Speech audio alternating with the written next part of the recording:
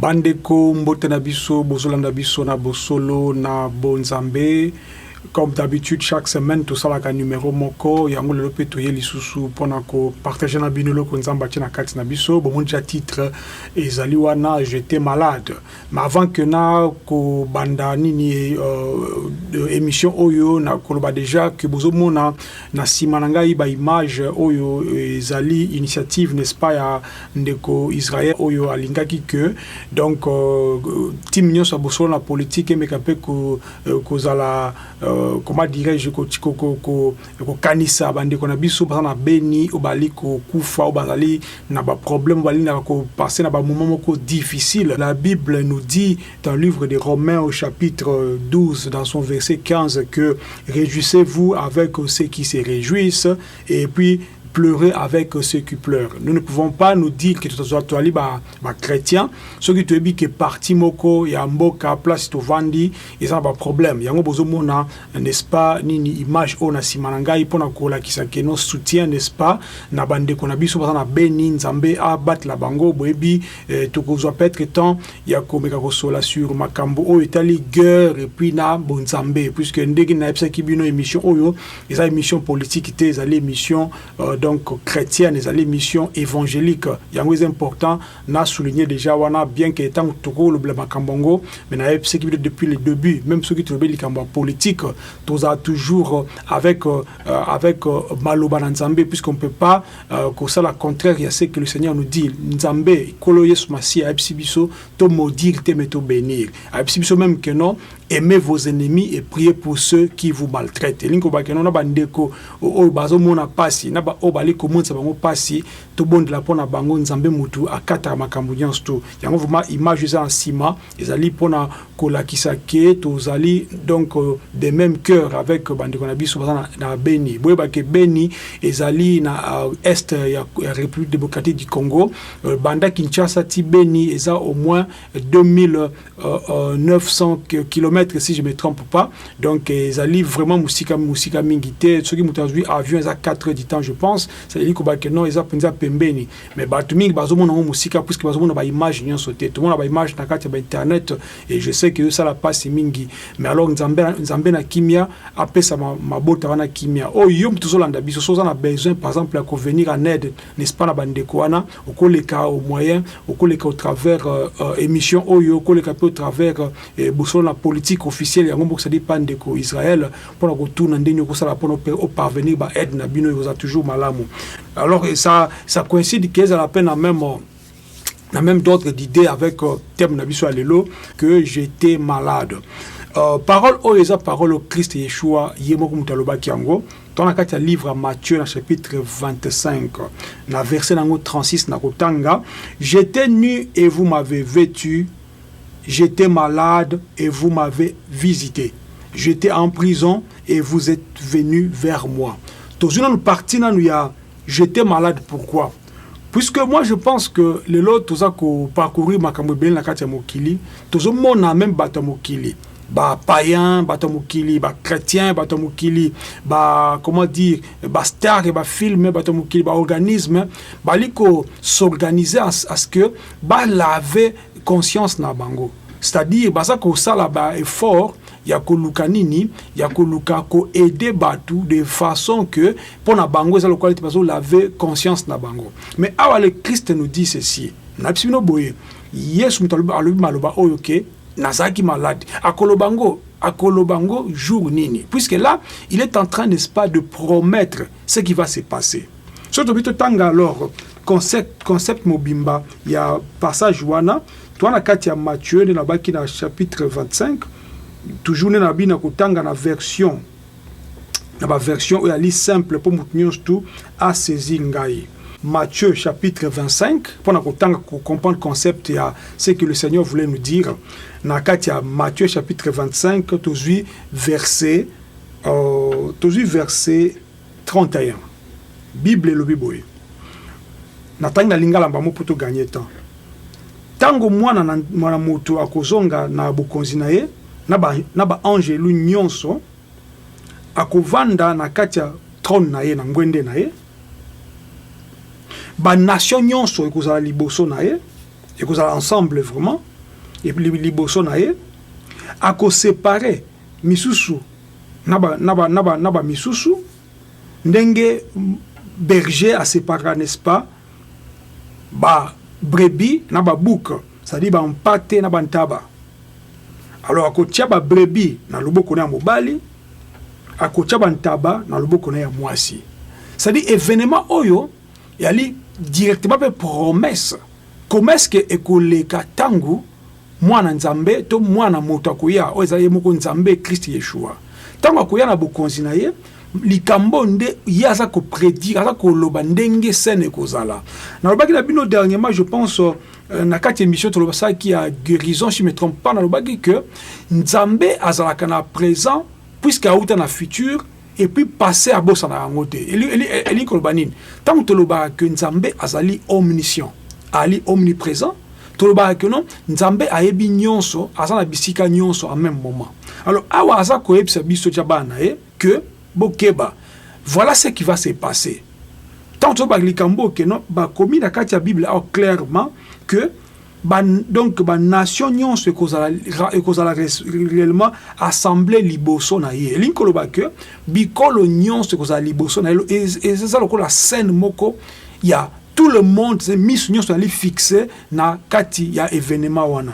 Alors tant que ce qu'on événement wana batnyo so bakoya ensemble akosa nini akokabola misusu na droite misusu na gauche akozwa ba oyo ya ye c'est-à-dire ba brebis ba mpate akocha bango na droite bandeko droite na kati makambo nzambe et signifiaka position moko ya makasi position moko privilégié position moko oyo ezosala ke mutu azana valeur na droite na ye c'est-à-dire akozwa droite a tcheba donc ba mpate et puis na gauche a tcheba taba. Mais qu'est-ce qui va se passer dès que tu quittes siko na 34 donc pour na koloba alors le roi dira mokonzi ako loba na ba ki na droite boya bino boza ya kopambola boza ya kopambo ma père papa bozwa bokonzi o ezaki déjà préparé pour na bino depuis fondation mokili puisque nazaki na nzala bo pesa kinga ya kolia nazanga keloko komela bo pesa kinga ya komela nazaki mopaya boyambaki ngai nazaki bolumbu bolatisa kingai nazaki malade bo visita kingai. Puisque là, je m'arrête là, puisque tout le basura, j'étais malade. Pourquoi est-ce que dans le lobby, j'étais malade? Puisque, boebi na mokili awa, tout dans la batu mingi, au bazan n'a pas problème, il y a santé. Il y a même des gens, ok, à tellement la problème santé, batu ba visita kaye ba lemba na bango. Les gens l'ont tellement visité ba lemba na bango. Le temps où ba lembi, yo siko zo kanga na minute oyo. Tiens compte, il y a place yo vandi. Oza na Paris, na France, oza na Belgique, na Bruxelles, na habité na Liège, oza na habité na Allemagne, oza la place nyonso oza na États-Unis to puisque bosolo na bonzambe to bosolo la politique officielle en général, ils ont suivi presque na plus de 26 à 27 pays et on tebeka kota na kati ba statistique na biso. Alors ce qui total to lobi que bato mutnyo sa kolanda na minute oyo, ce qui likambo zo concerné yo soit tous malades, soit tous en bonne santé, yeba ke maloba o tango yo ki yango lelo c'est isa azarité. Pourquoi na ça koloba boye? Tala bisika yo vandi. Tala ba hôpital ou ba hôpital nini oyo yebi. Mais ka ko sala jour wata moko. Conseil na nga opesa yo.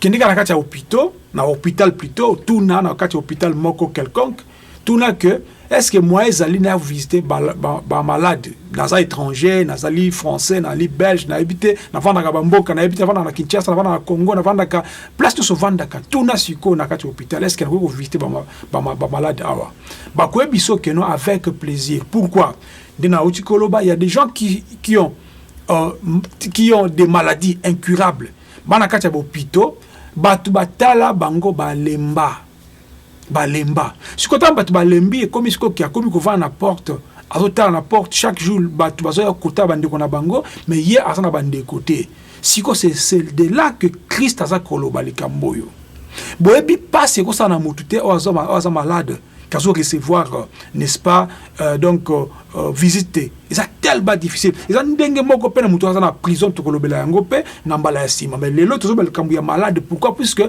eza eloko bozo toucher de mutu na kati ya kibo moto na ye et puis aza faible na kati ya nzoto na, c'est-à-dire il ne peut rien faire. Mutu aza na prison kuta ko sala sport pour zoto ezala makasi akoki kotanga ba classe akoki kotanga ba livre pour akembisa mutu, mais mutu aza malade. On a besoin, il y a soutien, on a besoin, il y a visite, on a besoin, il y a assistance. Yango awa Christ aza koloba ke nazaki malade boyaki ko visiter ngai. Puisque Christ étant dans mokili, il n'a jamais été malade.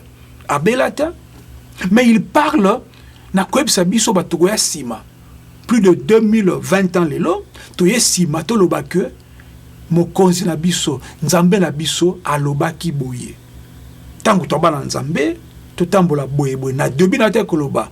Ba vrai sataniste na mokili, ba acteur à film, ba na habité ba journaliste ba connu na mokili. Ils font le tour du monde. Voir même baza ko kende na bisika oyo bana baza na ba problème ya santé. Bana baza na problème ba santé, ba ndinzi, ba saleté, mais ba tuana baza ko se permettre ba simba bana maboko sans gants. Médecin kuta simba ka gants avant a simba mutu. Mais ba tuana bayaka est-ce que c'est hypocrisie? C'est une hypocrisie moko bien faite. Pourquoi? Puisque yozo kangalelo. Est-ce que tu seras capable?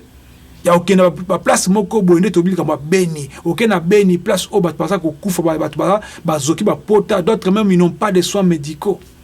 Yo kenesko ko assister bango, au pesa bango mbote, o yamba bango, beaucoup qui me suivent là, beaucoup zanan kele, beaucoup kate.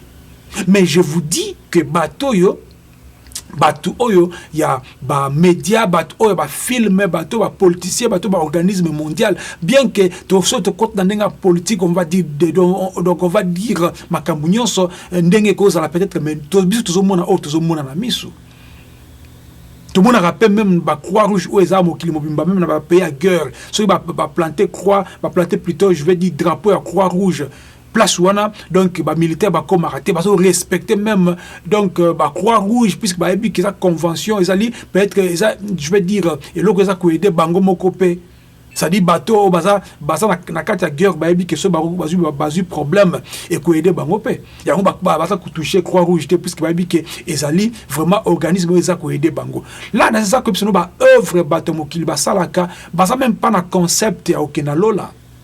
Mais à combien plus forte raison, yozo landanga, yoza chrétien, yoza prédicateur, yoza na église avec 1000 membres, avec 2000 membres. Est-ce que aussi yozoa idée, ya koloba que, les lo awa, ngai pasteur X, pasteur Y, dimanche oyo, bocha offrande $1, ou bien moins de $1. Mbongo nyo se kokawana, tozi mbongo nyo se toke sala don na hôpital Mamayem. Ton hôpital Ngalema, ton hôpital Kingani, ton hôpital X, ton hôpital Nabite Mpanzi, ton hôpital, c'est-à-dire, besoin initiative. Puisque beaucoup de ça mbongo chaque dimanche. Est-ce que yo pasteur zo kangalelo? Yo prédicateur, yo chanteur, c'est pas musicien. Est-ce que ça soit initiative wana? Il y a koloba que, comme dans un bateau belé, il y a donc possibilité vraiment que chaque mois, na sala kabadon wana. Ce que yo sala kango gloire à Dieu, mais il faut comme vraiment visible. Pourquoi? Ah, c'est même pas question que le bon comme on va les pèse à moi c'est mon athée. C'est plus que tant comme on sait que tu fais, d'autres gens auront aussi le courage de le faire. Aux gens na katia église na yo au place aux ali, baza malade. Est-ce que ça zouan temps ya que ne kota la bango? Na katia bandako na bango. Ou bien la kaba ya kota na katia ndako na katia bureau na yo. C'est pour dire que batamokili ils ont compris. Bah comprendre malobo avant que puisse comprendre. Alors là je suis en train de vous dire pour que booster bino que batamo qu'il basala rango bien que ba concept ya lolate.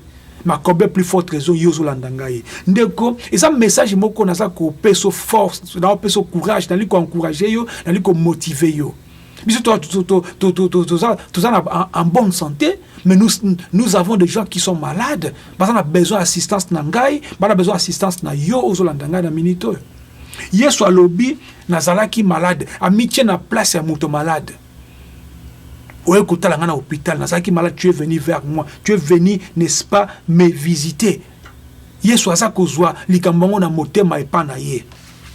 Alors, tango to mona ke na kati ya Esaïe déjà. Esaïe chapitre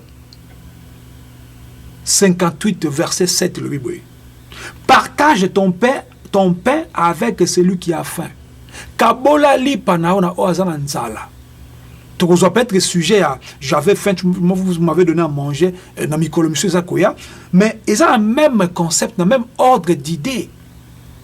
Et fais entrer dans ta maison les malheureux sans asile. Si tu vois un homme nu, couvre-le. Et ne détourne pas de ton semblable.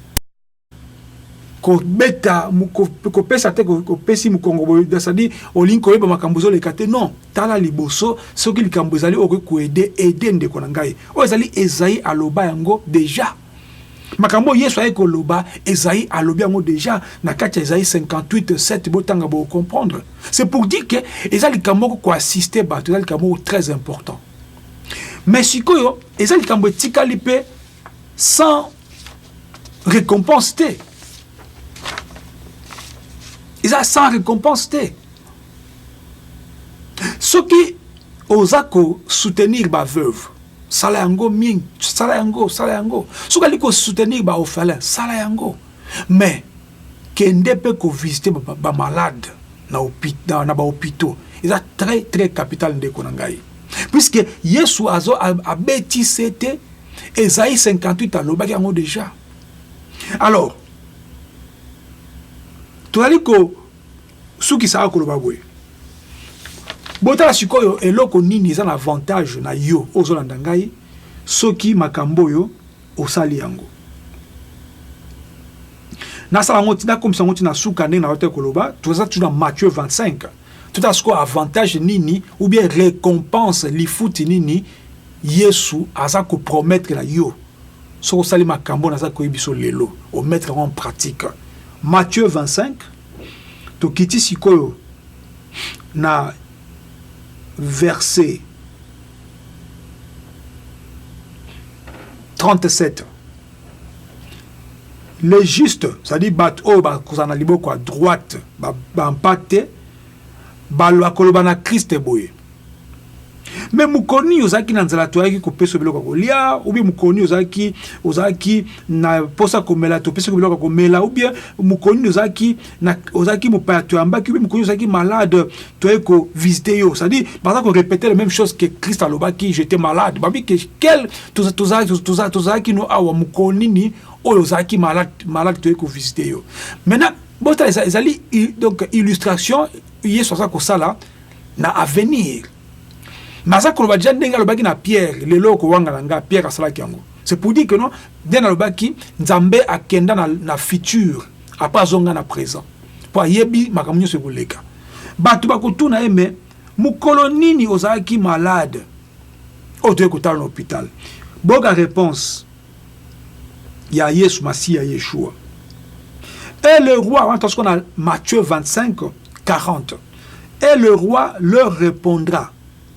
Mokonzi ya kozong sabango boye na ebisi bino na bosolo tango nyonso bokosala bolamu na ba oyo ba ya mike na bandeko na ngai bosali yango epai na ngai tango nyonso bokosala bolamu tango nyonso ko visiter malade moko mibale misato mine Yesu azo mona yango. Alobi ke tango sali bongo, eza neti eza lokola osali yango epai na ye. Alors, comme les foot ezali, etumbu pe ezali, na ba oyo, bakosala yango te, toke na etumbu mbala moko. Toujours dans Matthieu 25. Matthieu 25, chapitre 44. Beto kita plutôt la 45. Ba oyo ba ozana la gauche ba mais yo lobi ke otie biso na gauche pour to visiter ki yote. Mais mukoni ozazaki malade. Mukolini ozalaki eloka kolia. Mukolonini ozalaki bolumbu. Mukolini ozalaki mopaya. Mokonzi akwebisa bango pe boyo baza na gauche tank bantaba. Matthieu 25 45.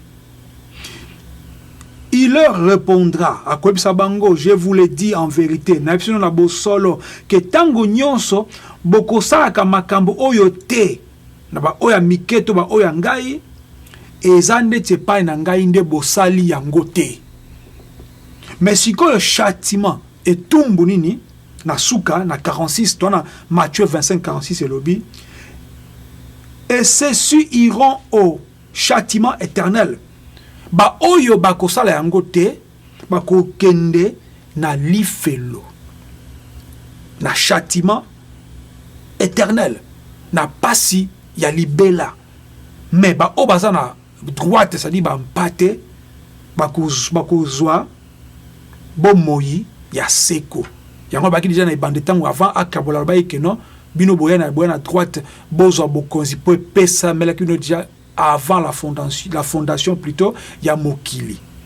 Donc, na 25-46, des alliés réponse, il y a Mi Balewana, na gauche à Koloba, Bino, Bokozwa et Tumbu, il y a Libela, passe à Libela, Mignoko à Libela, mais Bino, ça pose à droite, Bampate, comme vous visitez, comme dans le temps, qui malade, Bokozwa, n'est-ce pas, Bomoya Seko. Ndeko, Maloba Oyo interpellé. Ndeko, Maloba Oyo était ayo. Pe yango na misala poso yoki yango. Soko tcha na misala te, tu vas te condamner seul. Yo moko mi pesi etumbu po landa yango tina suka. Et puis tango yo po landa yango, kabola yango pe. Muta ko landa yango tina suka. Ayoki maloba oyo. Tchango na misala okomona kembo na nkolo na bomoi na yo. Et puis na mokula suka okozwa bokonzi to bomoi ya seko po ya ko tchao na droite na ye atanke mpate pa ko pesa yo n'est-ce pas réponse bien récompense na ba œuvre yoko sala muto malamu sala malamu mutia mabepe sala mabe mais na mukola suka droite mpate gauche ntaba pona côté ozali kola pambola biso shalom.